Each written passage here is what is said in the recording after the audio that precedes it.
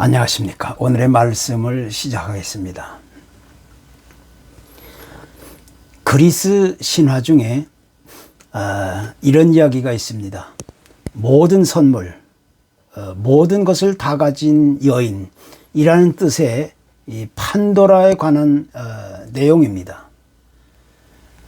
그녀는 이 제우스 신이 인간을 고통스럽게 만들기 위해서 이제 대장장이 헤파이토스를 시켜서 만든 아주 아름다운 여인이었습니다.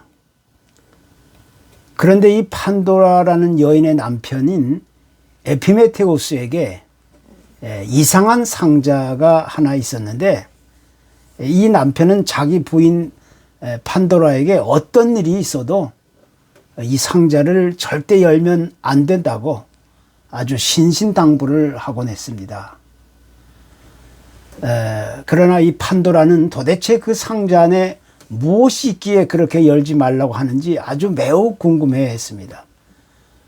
그러던 중 어느 날 판도라는 남편 몰래 그 상자를 이제 열어보게 되는데, 그 상자 안에는 인간의 아픔과 슬픔과 증오와 분노, 가난과 절망, 전쟁 등 이 온갖 종류의 고통스러운 것들, 또 세상을 어지럽게 만드는 것들이 그 안에 가득 담겨져 있었던 겁니다. 그래서 이것을 본 판도라는 깜짝 놀라 이제 얼른 그 상자의 그 뚜껑을 덮으려고 했는데, 순식간에 그 안에 있는 것들이 밖으로 쏟아져 나오게 되었습니다. 그리고 그 상자 밑바닥에는 오직 희망이라는 것만 그렇게 남아 있었다는 이야기입니다. 다시 말하면 이 세상에 있는 우리 인간은 세상을 살아가는 동안에 헤아릴 수 없는 수많은 상처와 아픔과 고통을 경험하게 되지만, 오직 희망을 통해서만 하루하루를 건강하게 아름답게 살아갈 수 있다는 그런 메시지를 전해주고 있는 이야기인 겁니다. 또한 우리가 쉽게 이야기하는 말들 중에 유토피아라는 단어가 있습니다. 이 유토피아라는 단어의 의미는 한마디로 말해서 지금 여기에는 없지만 언젠가는 있을 수도 있게 되는데, 그렇다고 꼭 있다고 장담할 수는 없다, 이런 의미의 단어입니다.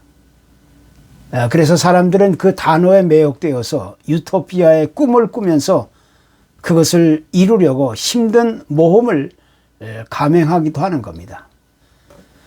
지금 당장에는 현실적으로 유토피아가 불가능할지라도 언젠가는 그것을 이룰 수 있을 것이라는 아주 막연한 기대를 갖게 되면서 인간은 행복감에 빠져들게 된다는 것입니다.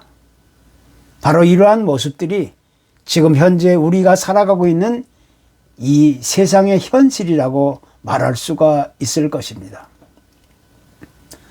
그렇기 때문에 지금 현재 우리가 살아가고 있는 이 세상에서 진정한 믿음을 가지고 살아간다는 것은 결코 쉬운 문제가 될 수 없는 겁니다. 왜냐하면 이 세상은 하나님께 대한 신뢰와 믿음이 절대적으로 필요한 것이라고 그렇게 생각하고 있지 않기 때문입니다.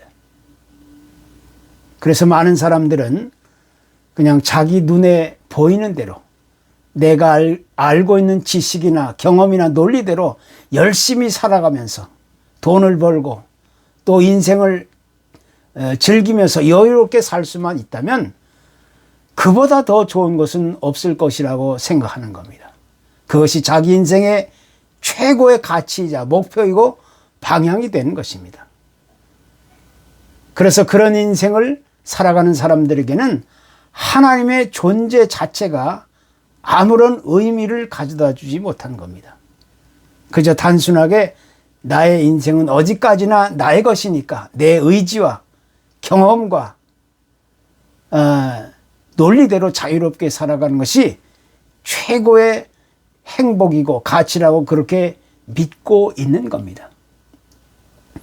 그러나 무엇보다 중요한 사실 한 가지는 그 언제 어느 때라도 인간의 의지와 또 소원과 기대대로 세상에서 안전하고 평화롭게 아름다운 세상을 이룰 수 있었던 시대는 단 한 번도 없었다는 사실을 우리가 생각하지 않을 수가 없는 겁니다. 우리가 역사적으로 봤을 때 과거나 현재나 또 다가올 미래에도 여전히 이 세상은 살기 어렵고 어두운 이 캄캄한 세상이 계속 반복되고 있을 뿐 아니라 그 끝은 알 수 없는 종말을 향해 어디론가 계속 달려가고 있을 뿐입니다. 그렇기 때문에 우리는 이제 이런 역사적인 흐름을 올바로 파악하고 성경이 교훈하고 가르치고 지시하고 있는 그 말씀을 따라서 과연 무엇이 우리 인간의 목마름에 대한 진정한 해답인지를 우리가 깨달아 알 필요가 있게 되는 겁니다. 그것이 우리 인간이 누릴 수 있는 가장 아름다운 지혜 있는 삶이 될 줄로 믿는 것입니다. 지금 많은 사람들은 이 세상을 가리켜서 암울한 세상이다 이렇게 말하고 있습니다. 그 이유는 항상 귀에 들려오는 소식들은 전부 끔찍하고 소름 돋는 일, 슬프고 가슴 아프고 답답하고 속상한 일, 괴롭고 고통스러운 소식들만 크게 들려오기 때문입니다. 그래서 많은 사람들은 너나 할 것 없이 세상살이가 너무 힘이 든다고 그렇게 아우성치는 겁니다.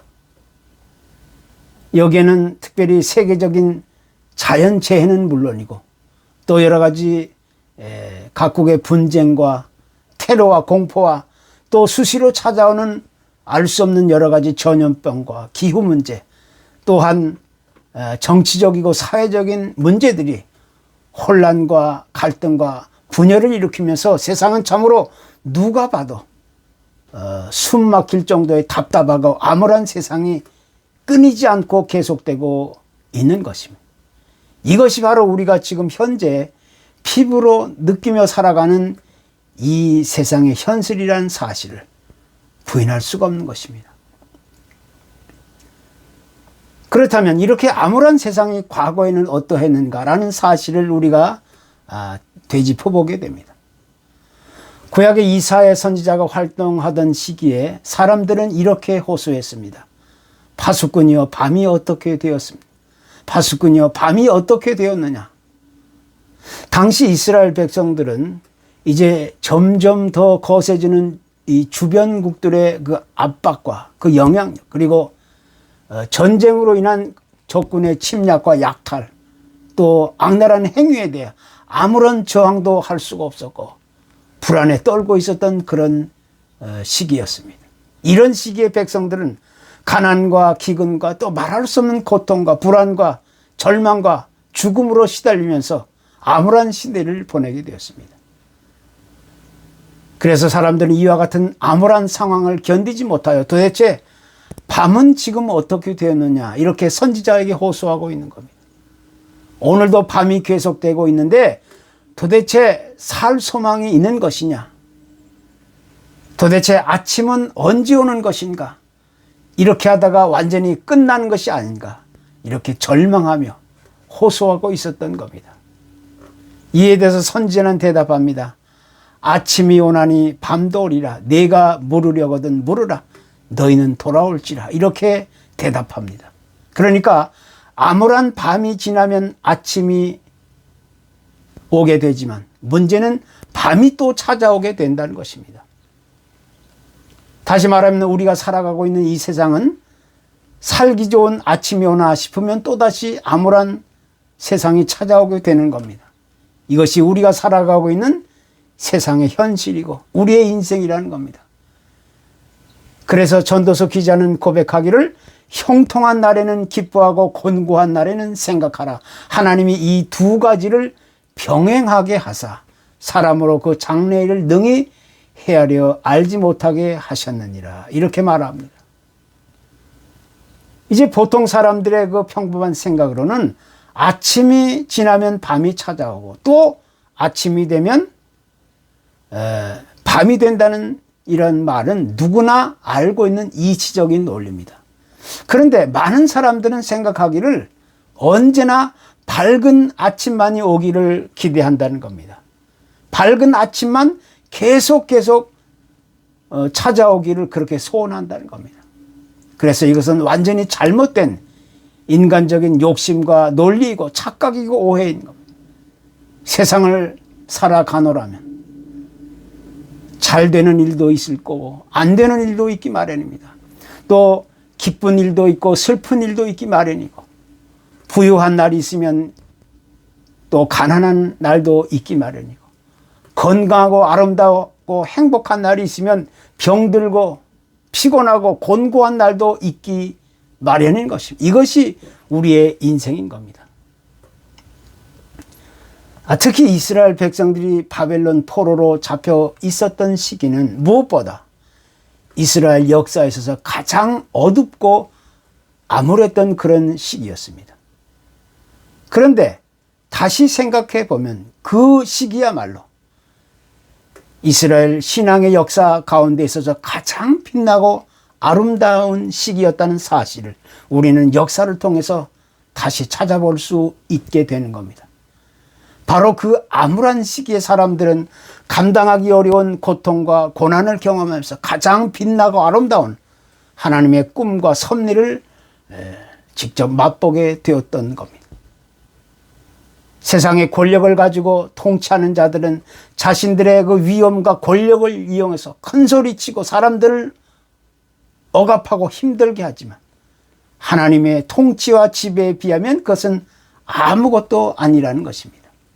비록 세상은 현실적으로 말할 수 없는 슬픔과 아픔과 역경과 고통을 가져오게 되지만 이제 하나님의 공의가 실현된다면 하나님은 당신의 백성들의 소리에 귀를 기울이고 그들에게 진리와 공의로 다스릴 것을 약속해 주고 있는 것입니다. 세상에서는 힘이 없고 연약한 사람들은 그냥 내버려 두고 그냥 죽어가게 그냥 놔두지만 하나님의 방식은 오히려 그렇게 약한 자들을 다시 일으켜 세워주시고 그들을 붙들어 주신다고 말씀하고 있는 겁니다. 우리가 쉽게 생각해서 가장 약한 존재는 상한 갈대나 혹은 꺼져가는 등불이라고 말할 수가 있습니다.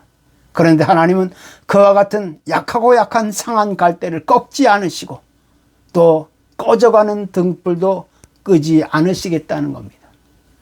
이 세상은 정치적으로 또 경제적으로 물리적으로 자기 힘을 과시하며 막강한 권력을 휘두르면서 사람을 억압하지만 하나님은 언제나 진리와 공의를 가지고 세상을 다스리고 다시 일으켜 세우신다는 것. 이것이 하나님의 역사적인 의지와 계획과 섭리인 겁니다. 그래서 우리는 이 세상이 아무리 캄캄하고 암울하다 할지라도 그 안에서 하나님의 진리와 공의를 따라 새롭게 다시 일어설 수 있게 된다는 것입니다.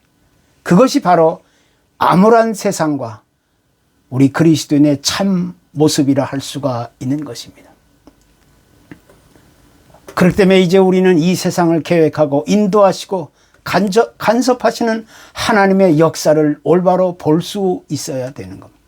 하나님의 살아있는 역사를 우리가 올바로 신뢰하고 바라볼 수 있을 때 우리가 아무리 어둡고 캄캄한 이 암울한 세상을 지나간다 할지라도 우리는 하나님의 영원한 나라와 그 소망을 기대하며 오늘을 살아갈 수 있게 되는 겁니다. 이것이 내일을 꿈꾸고 기대하며 오늘을 살아가는 우리 그리스도인들의 참 모습인 것입니다. 보통 시력이 좋은 사람들을 예로 든다면 우리는 쉽게 몽골 사람들을 생각할 수 있습니다. 이 몽골 사람들은 보통 다른 민족에 비해서 4.0의 시력을 가질 정도로 아주 좋은 시력을 가지고 있는데 그들이 이렇게 눈의 시력이 좋은 이유는 항상 그들은 먼 곳에 있는 초원을 자주 바라보기 때문이라는 것입니다. 마찬가지로 이것은 우리의 영적인 신앙에 있어서도 마찬가지입니다. 우리가 신앙이 살아있다고 하는 것은 무엇을 의미하는 겁니까? 그것은 어떤 형식적인 아니면 어떤 의식적이고 체면적인 종교적인 그런 모습을 이야기하는 것이 결코 아닙니다. 진정한 신앙은 영적인 눈을 가지고 하나님의 역사를 올바로 바라볼 수 있는 것을 말하는 것입니다. 그것이 곧 살아있는 신앙이라고 우리는 자신 있게 말할 수가 있는 겁니다. 그래서 영적인 눈을 가지고 하나님의 역사를 바라볼 수 있는 사람은 기분이 좋을 때만이 아니라 기분이 나쁠 때라도, 일이 잘 될 때만이 아니라 일이 잘 안 될 때라도, 모든 것이 잘 풀어질 때만이 아니라 모든 것이 꽉 막혀서 모든 것이 어두운 그런 시기일 때라도, 즐겁고 기쁠 때만이 아니라 힘들고 고통스러울 때, 답답할 때라도 언제나 하나님을 신뢰하고 믿음으로 순종하면서 하나님의 역사를 기대하며 살아갈 수 있는 신앙인이어야 되는 겁니다. 그것이 우리 그리스도인들의 진정한 참모습인 것입니다. 성경은 우리가 세상을 살아갈 때 항상 유토피아의 꿈을 가지고 세상을 살아갈 것을 가르쳐주지 않습니다.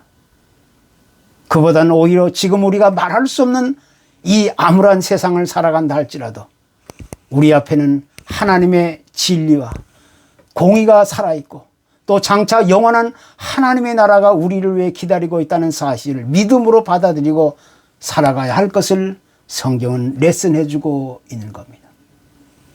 그것이 우리가 세상을 살아갈 수 있는 유일한 삶의 방식이고 승리의 법칙인 것입니다. 감사합니다.